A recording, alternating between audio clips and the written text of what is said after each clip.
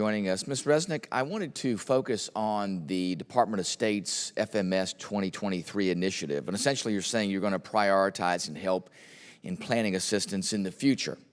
That's great in the future, but we know the future is now for Taiwan. Taiwan's pretty focused on getting things done. I had an opportunity to meet with President Tsai with the CODEL that I led there, and she is adamant about making sure that these foreign military sales backlogs are filled. As you heard the chairman, it's substantial. Not only F-16s, but F-16 parts. As you know, having to scramble those jets every time the Chinese fly into that air defense identification zone wears those jets out. They need those parts for 141 aircraft. They need the 66 new aircraft. Prioritization in the future doesn't address today's constraints. The U.S. has plans to provide 66 aircraft, and that's great, but those plans have been started in 2019.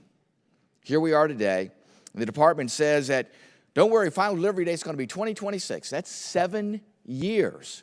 7 years, knowing that China has ramped up their efforts in threatening not just Taiwan, but threatening the region. And we talk about partnerships. We talk about, oh, we're going to have all these friends in the region that are going to help us out. It doesn't appear they were being very friendly with the policies that we have and not helping and prioritizing these foreign military sales. Congress has authorized the president $1 billion of drawdown authority. Okay, that's now, but it hasn't been used in the past. Can you tell me why hasn't this been a priority up until now, when all of a sudden the lights are shining on this? Everybody's looking at this and go, my gosh, we need to do this. Why haven't we gotten further along with this? I agree with President Tsai. They are in dire need of parts and aircraft if they have any hope of deterring the Chinese. Deterrence of the Chinese is a joint effort. It cannot just be the United States. And Taiwan rightfully looks at us and goes, you know what, you made a lot of promises, folks, but you haven't delivered on the promises. Assure me that we're going to deliver on those promises in a timely manner, and it's not going to take another 7 years to deliver what they first asked for in 2019. Congressman, thank you for the question. And of course, again, the opportunity to clarify. When the State Department approves and when Congress approves of a weapons sale, that is the beginning of the process for contracting. It then goes to I understand about process. Tell me about outcomes. Tell me about outcomes. Sure. I don't care about the process. Tell me about outcomes.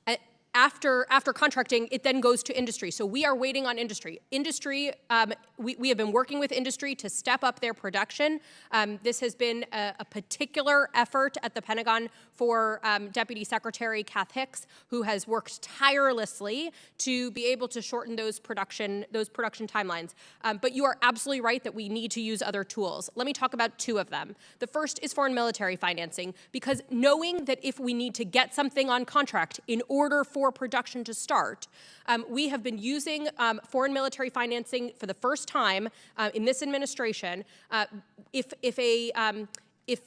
Taiwan is unable to, because of their fiscal year, to get something on contract, then we can supplement Taiwan's defense budget, which, as I said in my opening, has doubled in the last 7 years. So they have skin in the game here. But we are able to supplement Taiwan's defense budget by getting something on contract immediately, and also so that they don't miss the military acquisition window. There's a second, which is, as you mentioned, the Presidential Drawdown Authority. For the first time, we use this authority because for the first time, Congress authorized that authority. We thank you for that. We think that this is a very effective tool. This is a permanent authority, so we will continue to use this. We do not expect that we will need to have to come back to you over and over again for a new authority here. So thank you for that authority, and we will continue to use it. As my time is running out, what pressures have you put on industry with the urgency that is behind needing these aircraft to help Taiwan protect itself? What have you done to make sure that industry delivers? So we understand that what industry is looking for is predictability to make sure that if they are going to open new production lines, or if they are going to run the production lines on overtime.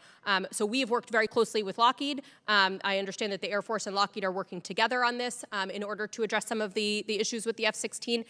So we do work with industry, and we continue to do that.